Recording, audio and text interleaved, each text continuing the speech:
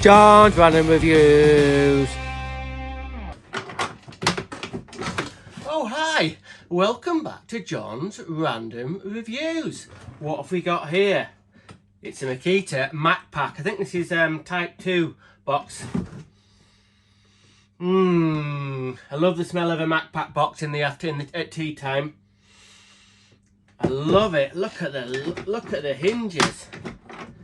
Anyway, I've not just got an empty box to review. I've already kind of done something like that.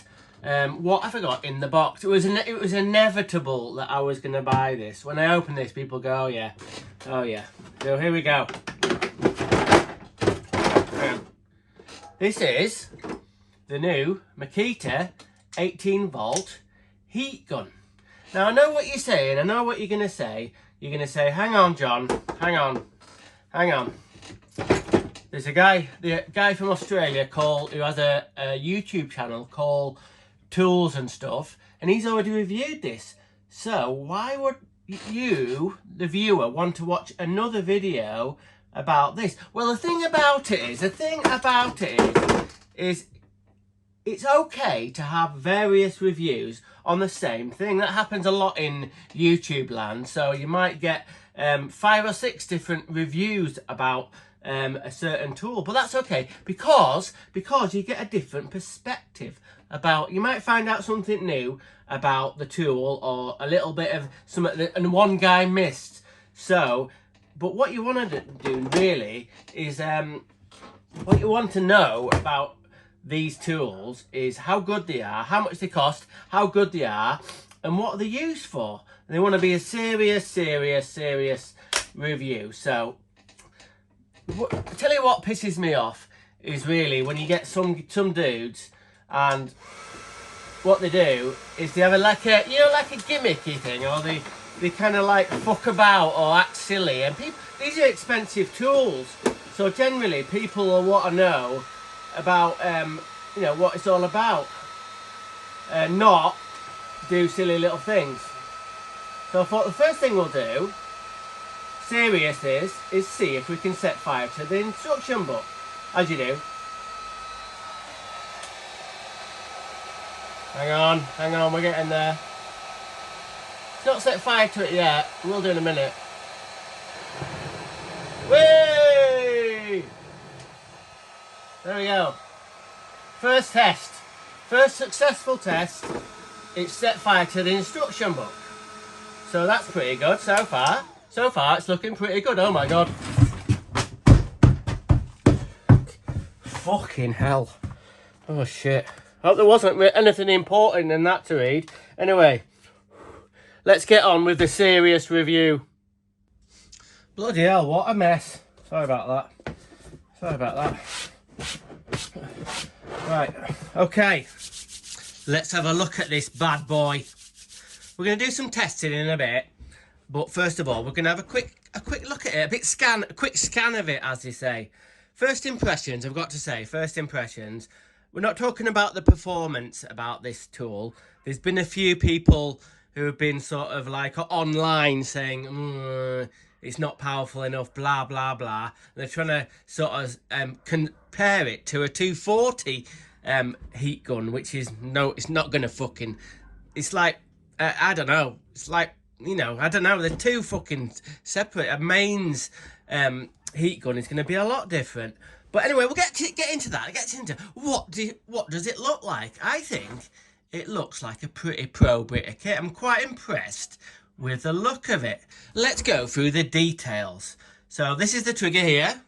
So it's got a trigger lock, and to activate it, you just have to with your finger just push that down, and then you can press the trigger. And it's got a little button on the side which you can lock the trigger on. So that's pretty good.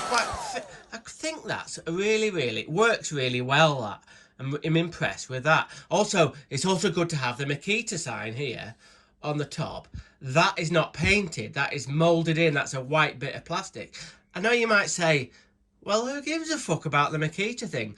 But I do. I think it's all, the devil's in the detail. The devil is in the detail. So let's look at the back here. it's now then, right, let's get the fucking thing sorted out straight away. This thing has got like a temperature control there, and it goes from 1 all the way to 6. But I'm here to fucking tell you that 6 isn't especially hot. It isn't especially hot. So why would you have it lower down? I don't know. So here's the other thing. Let's say you wanted to be, whatever you were doing to be, the workpiece you wanted to be a little bit cooler. What you fucking do is just hold it fucking further away. You don't need a fucking thing on the back saying fucking 1 to 6. If you're going to have it like, oh, I don't want to be a bit further away, you don't want to get something burnt, you hold it fucking further away. And it's also got a speed control on there. Let's get this thing going on a minute.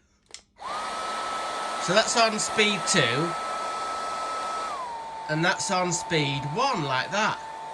But like I fucking said, if you want it to be kind of like a bit slower on the fan thing, you hold whatever you're heating up or doing shrink wrapping further a fucking way. So I think they should, Makita personally, they should have put more effort into making this getting more temperature out of this and getting it hotter here than fuck about having a speed control and a temperature control in it. But I don't fucking work for Makita. Anyway, whatever, back to it. Okay, the back bit has got this daft little kind of like a rafter hook, but it's minute. I mean, it's only got a little bit of a thing there. You could hang it up on something, but let's say you're up on a ladder or something and you wanted to put it over the rung or something, you wouldn't, I don't know. Another fucking, yeah, it's okay, I suppose. It's okay. But of note, the back of the machine here, well, it's not a fucking machine, it's a heat gun. The back of the machine here is just a, like, it's probably glass fiber reinforced plastic, but it's really hard at the back there. So it's really hard there, and it's also really hard plastic here. So you can imagine if this gets dropped, well, not from that height, but dropped it off a ladder, I think it would break there. I think that's a bit of a fail there. I think it should have what it is. What they should have done is put a bit of rubber over moulding over there, so it could take a little bit of an impact. Now I kind of get it where they didn't put a little bit of rubber there, because that's near the heat end, so that would get, I don't know, they didn't do it anyway. What I do like is this little bit here. I've not seen this on you know, I've not seen every fucking Makita power tool, but that's quite nice, that little flat bit there. So what you can do is you can rest it like that and it doesn't fall over. Wow. So it's got a light at the front, as you can see. So that's a good addition. Now the front bit here, the metal bit here, you can put different attachments on, if I can get the fucking thing to focus. So these are some of the attachment you can get. Is this one. That's for kind of concentrating the heat to a smaller area. It's got this one for, maybe this one's for paint stripping. It'll concentrate it on a strip. We're going to give that a go on paint stripping. We're going to find some fucking, some paint to strip off in the bloody house. And then this one, apparently, if you put this on, you can do a thing where you kind of get like a plastic tube and you heat it up a bit and bend it. Not sure about that one, but don't know. But anyway.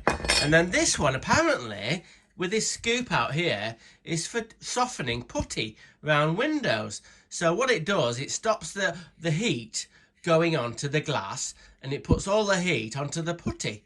Well, okay. This is impressive. Well, I'm impressed. It doesn't take, you could say fucking fair enough, it doesn't take much for me to impress me. But these just, see these little cutouts here? They expand and just go nicely onto there. So let's say you want to swap the end over for a different nozzle. That's going to be fucking hot. You don't want to be touching that. So what the clever people at Makita have done, they've put this little end bit on, and if you turn it, anti-clockwise, watch, it pushes the nozzles off. I'll do that again. So that goes on like that. We'll go a bit of a close-up. Might even do a slow-mo. I know that's fucking stupid. So what you do is you turn that, no, it's clockwise, you fucking dickhead. Anyway, so it's clockwise. You turn it clockwise. Is that clockwise? Yeah, clockwise. And it releases the nozzles. So, oh fucking hell, I forgot to say what fucking model it is. DHG 181. And in the UK, I think it's been out about, well, from the date of put the fucking video, I think it's come out about 3 weeks ago or so. But they're doing it from New Zealand, and I think he's had his for a while. And it is I think it's quite expensive.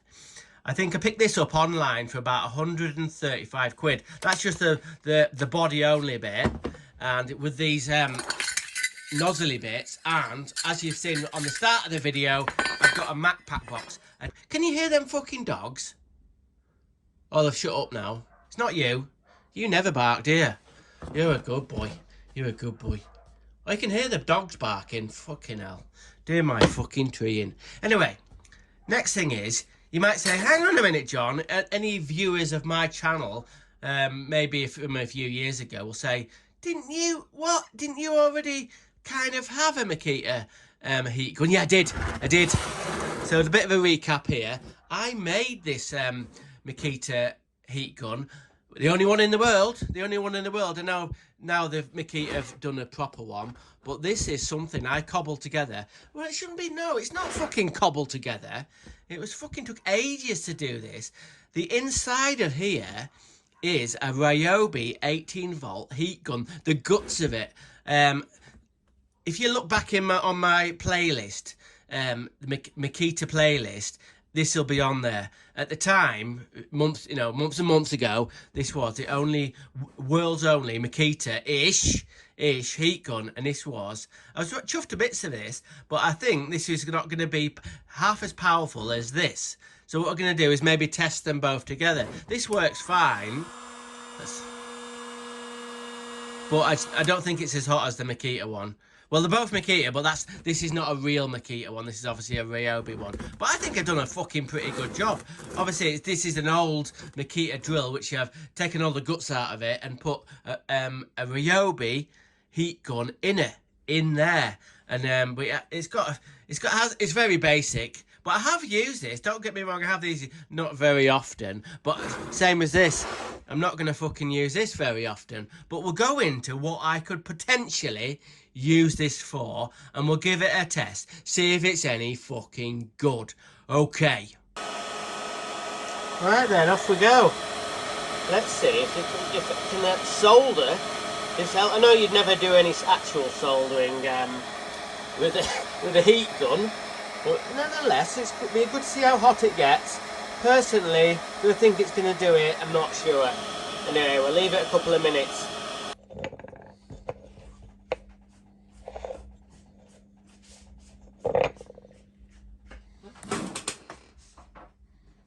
Right, seriously though, seriously. Here's a little test. I know this is going to be good for doing this. And let's say you were a Sparky. Sorry about that squeaky seat. Bloody annoying me. Let's say you're a Sparky and you're doing some cabling, and you've got this shrink wrap sort of sleeving to tie. Well, what we're going to do is going to tidy up the end of this crocodile clip if it'll fucking focus. So I reckon this is going to do this really, really well.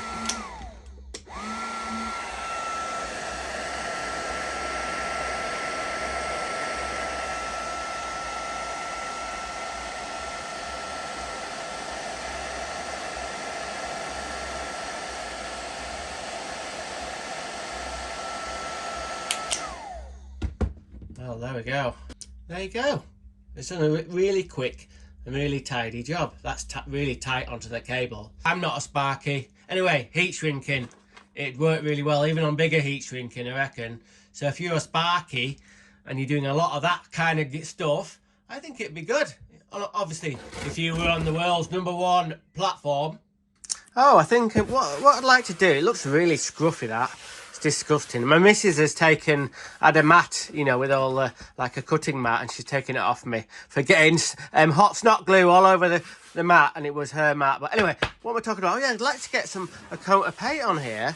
So we need to get like a bit of maybe a bit of primer first to get key it into the wood.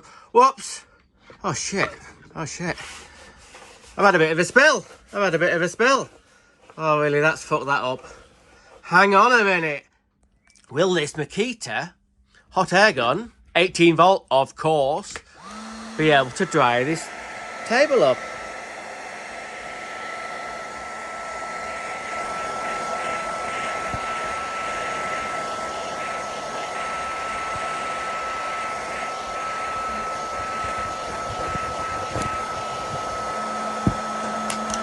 Hey, it's done all right, that, actually. You can see I haven't done all of it, and yeah, if you left that a few more minutes, that's really warm, that, I'll be able to paint over that. I'm not actually going to paint the fucking workbench, fuck that, but I just wanted to see if it could get rid of some bit of damp marks, or if you were a painter and you were like wanted to make sure you get a good keen on some fresh wood. Oh, this is more like it. I could try where I caught the Makita trolley bringing it in from the van. But you can see it's starting to bubble. Let me get going again. We'll leave it a minute.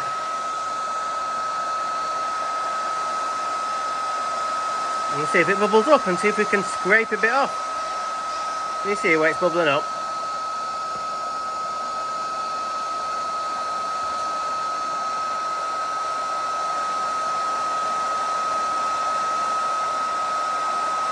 Well, it's done it, but really, really slowly. If you were like a pro decorator and you had to use this bloody thing to scrape a bit of architrave down so you could repaint it, bloody hell, I don't think it does work. But I don't think it, well, obviously, ow, it's got hot. And it's taken quite a few layers. My bloody house is 100 years old, so it's taken quite a few layers of paint. My missus might have something to say about why I've taken paint off the architrave, but it has done it, but slowly. If you had to do it occasionally, just to scrape a bit of paint off, I think it'd be all right. So there we go. Okay, well, we'll call that another win. What do you reckon, Pepper? Pepper, what do you reckon? Right, muckers, if you're a plumber like me, fucking hell, bad luck, mate, or lady. Anyway, if we had to reseal this shower tray, it's my shower. Fucking hell, it's posh. Tell you what. Anyway, it's all right. The silicon's gone. Oh god, it's gone a bit manky, and I do need to do it. What I'd do is I'd get that with a Stanley knife and get all the old silicon out. But then what I really need to do is try and dry between the bottom of the tile and the tray. And what I've done in the past is just put some sort of kitchen roll and let it soak up a little bit. But I think with this, if you want to dry that little gap there, I think that'd be absolutely perfect actually. So we're going to give it a go. Just a bit of a demo. So I've got the nozzle on that's got the pointy bit there. So I think that will be perfect. So this would be good. Getting the heat in there and getting it all nice and dry in that gap, so you can reseal silicone. So I'm probably going to use this tool. I don't do a lot of shower tray reseals, but I do the occasionally one. So I think that'd be absolutely brilliant for doing this job. So that's one more job that's done all right on. Right, it's time for the final test. Do you think it'll be able to do it? Probably not. But can the new Makita 18 volt LXT heat gun cook bacon? We'll give it a go. I think this has gone out of date, this bacon, so yeah, we'll get it. Let's get it fired up. Drum number 6. I thought I'd put the little nozzle on, and then we'll just see how we get on.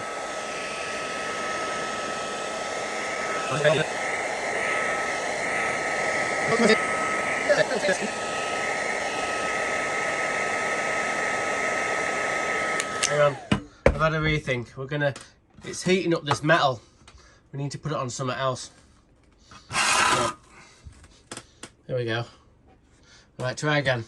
Come on, little bit of bacon. Fucking coin, what do you reckon?